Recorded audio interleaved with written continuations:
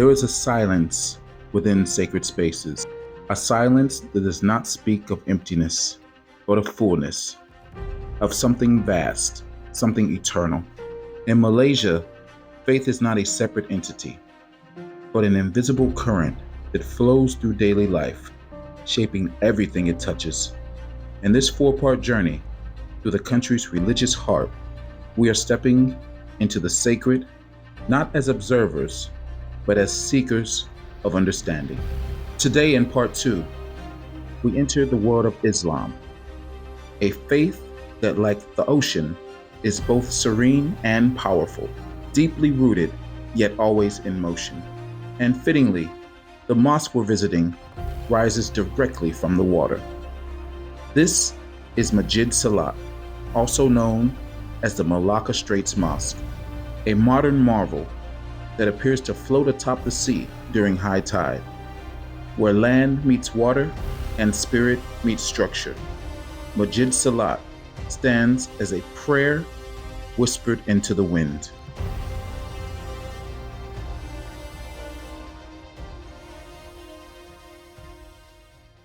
Muslims follow a monotheistic religion that's based on the teachings of Prophet Muhammad and the Quran. I remember my father would always instruct me to read every kind of book that I could that had to do with religion when I was growing up. And one of the ones that he did make me read was the Quran. We actually had a friend named Muhammad who doesn't have a friend named Muhammad. And he worked with my dad in the school system. And he said that your son should read the Quran and you should read the Quran too. My dad said, I've already read the Quran, but I'll get my son to read it. And I read the Quran. Um, it was a fascinating book for me, and it in some ways led me on this spiritual quest that I'm on throughout my life to find peace, love, happiness through whatever form it may come in. Islam has over 2 billion followers. It's the second largest religion in the world. The biggest populations are in Asia, the Middle East, and Africa. I'm here this morning. As you can see, it's around 7:40 now, and I got here to catch the sunrise facing the east. And as you can see, this beautiful floating mosque behind me, the architecture behind this mosque combines Middle Eastern culture and Malay culture. The Masjid Selat Melaka, or the Melaka Straits Floating Mosque, is one of the most beautiful mosques I have ever seen in my life. The mosque was opened in 2006 and can accommodate over 2,000 prayerful Muslims. Although it is sunrise, the attraction for tourists is to come see this at the sunset. But I wanted to come in the morning when there wasn't a lot of tourists and a lot of attraction going on to really get the spiritual ambiance of a mosque.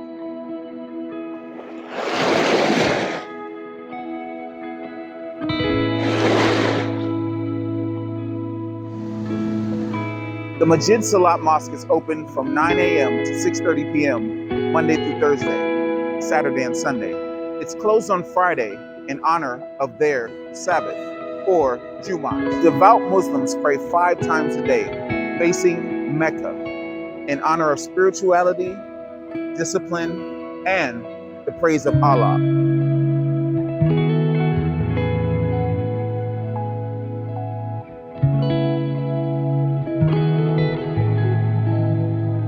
The Straits of Malacca are the longest and busiest straits in the entire world.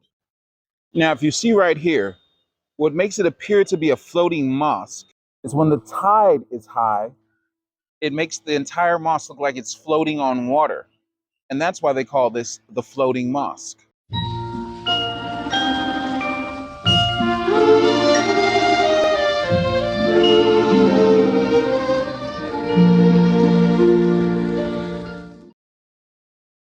The mosque has just opened up and it is a little after 9 a.m.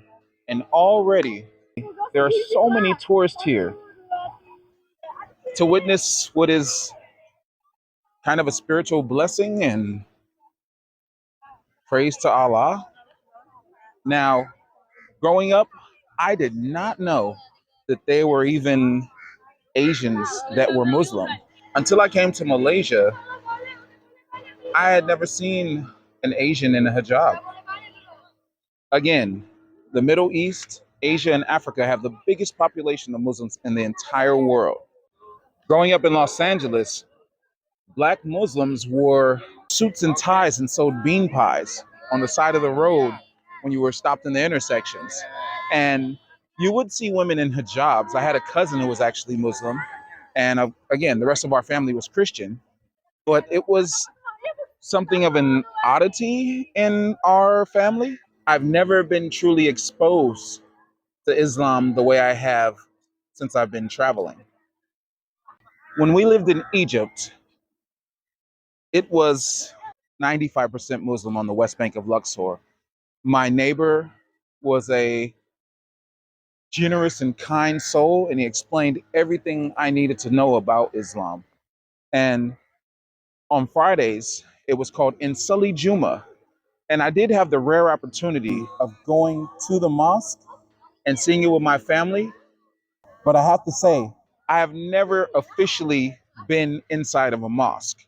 We were taken into the mosque in Egypt. We looked around for a little while and then we left. It was a quick process. Even in Morocco, we weren't allowed in the mosque at all, and women weren't allowed in some of the mosque. So this is going to be a very different experience for me actually walking into a mosque for the first time. They have these foot baths outside, so you're able to wash your feet before you enter because you cannot have your shoes. You actually have to take your shoes off before entering this temple. Let's go inside and see Masjid Selat Mosque for the first time. Pagi, selamat pagi. Pagi.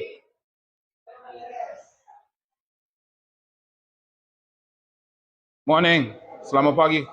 So behind me is the actual mosque, and again, this is my first time ever just being welcomed into a mosque with open arms. Again, in Morocco, we weren't allowed to go in the mosque at all. And in Egypt, it was a very quick going in just to see and come out. So this is my first time actually in a mosque. What does it feel like to be inside a space that reflects both sky and soul? To hear the call of prayer dance across the waves like a sacred echo? Let's step into it together. Well, they've got massage chairs here. So I guess it's after you're tired of praying. Vending machines, waters.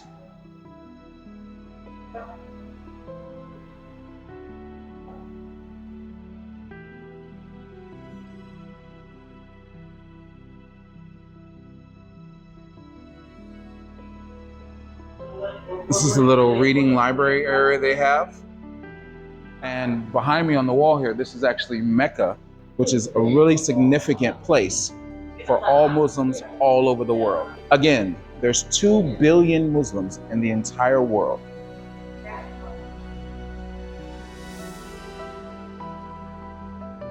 If you would like the Quran translated, you can just scan your QR code. You can scan this here with the QR code, and it will provide you with the Quran in any different language you want. Islam is not merely a religion of words, but of movement, of rising and bowing, of devotion expressed through the body, the heart, and the mind. It is a rhythm, a cadence that pulses through the lives of over 1 billion people on earth. The 5 pillars that Muslims live by is faith, prayer, charity, fasting, and pilgrimage.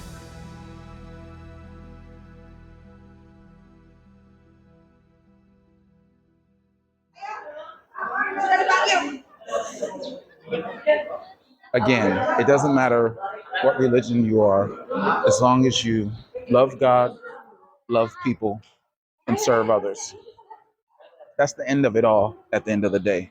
in any religion. At night, there's like a light show here. I know that sounds crazy to be at a mosque, but this mosque is a big tourist attraction. And to provide what they need for this mosque, they use the tourism as a tool to fund the maintenance and upkeep of this temple. All right, let's go into the mosque now. As I approach Masjid Selat, I was greeted by the sea breeze and the brilliance of the white domes kissed by sunlight. This isn't just a building, it's a declaration. Built in 2006 on a man-made island just off the coast of Malacca, the mosque symbolizes Malaysia's modern devotion rooted in ancient faith. The structure itself is a fusion of Middle Eastern and Malay architecture, with golden domes, stained glass windows, and a towering minaret that also serves as a lighthouse, quite literally guiding ships and symbolically guiding souls. This is one of the most beautiful mosques in the world. Here is amazing. And the architecture, like I said, a blend of Middle East and Malay.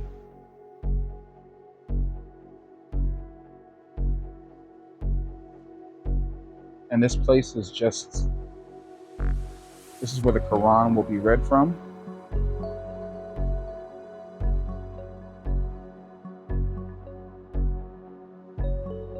And this place is breathtaking.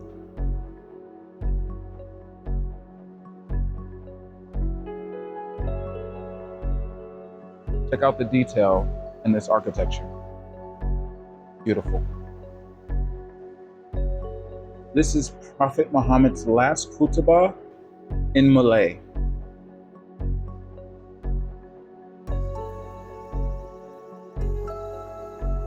I'm blessed to have the opportunity to travel all around the world and experience as many different cultures and religions, people and politics as I've had in the last 5 years.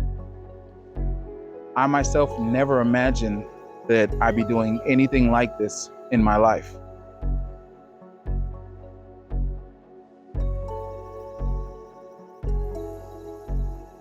Again, the architecture here is a little bit Middle Eastern and a little bit Malay. So it's very beautiful. These are like stained glass windows. They also have additional prayer rooms upstairs.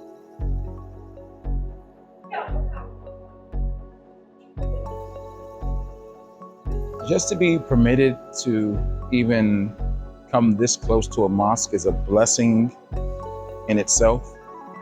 Again, growing up in Los Angeles, Muslims were presented in a different light. And again, when I began to travel around the world, I got to meet people that worshiped Allah for the first time in my life. I was shocked when I went to Zanzibar and I saw that everyone on this island, for the most part, I didn't know every single person, was Muslim. And they were Black people like me, my skin color. And when I came to Malaysia for the first time, Johor Bahru, it was just fascinating to see how many people were actually Muslim, but not Arab. It blew my mind.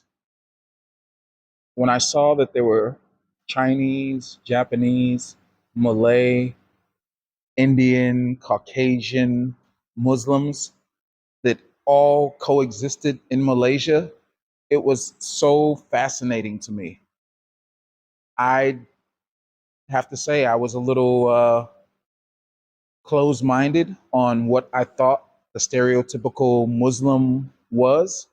And what I thought was that most Muslims come from the Middle East. And that's all I really knew. Now, when I met Captain Gabar, what's up, Captain Gabar, in Egypt, he showed me that, hey, Muslims are not just in Saudi Arabia. Muslims are not just in Persia. Muslims are all around the world. Again, it's the second biggest religion in the entire world.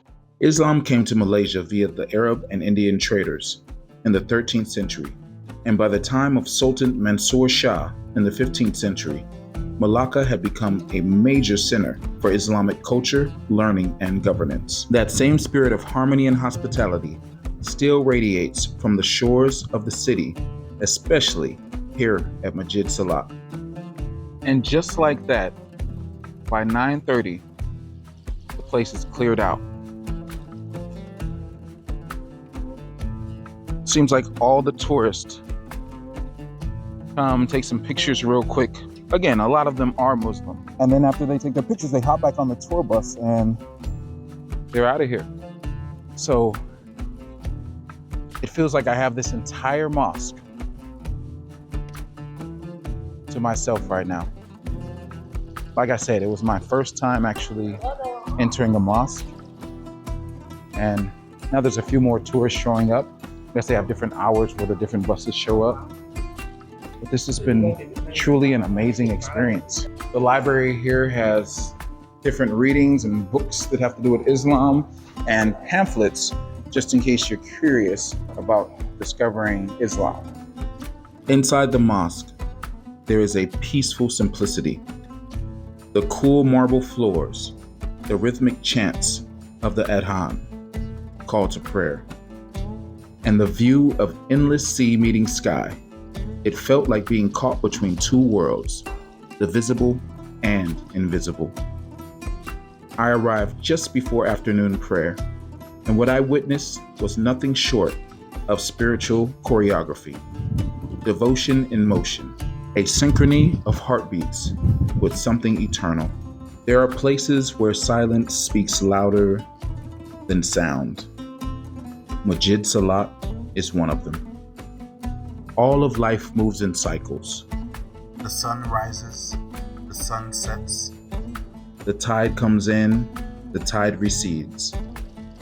And so too does faith. It is not static, but an ever-moving current, shaping civilizations, guiding hearts, whispering to those who are willing to listen. This building is called a munara, or tower. My visit to Masjid Selat was more than an educational stop. It was a sacred pause, a reminder that architecture can preach, that water can reflect not only light, but divine presence. That faith doesn't always shout. Sometimes it simply floats quietly, gloriously on the sea. This was only part 2 of our sacred journey across Malaysia's religious landscape. In part 3, we'll explore the beautiful teachings of Buddhism through golden temples and timeless rituals. If this journey moved you, make sure you like, comment, and subscribe. Share it with someone who needs a moment of beauty, of peace, of connection. Turn on your notifications to walk the next path with me, because this story of faith, culture, and wonder is far from over. And Muslims pray to the east. And like a wise man once said, the sun rises in the east, but it sets in the west. That was Ice Cube.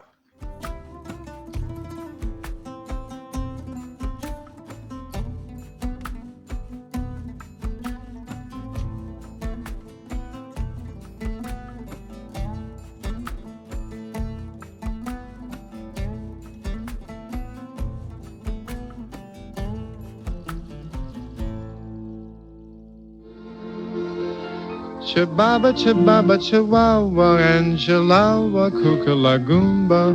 Chibaba, chibaba, chihuahua.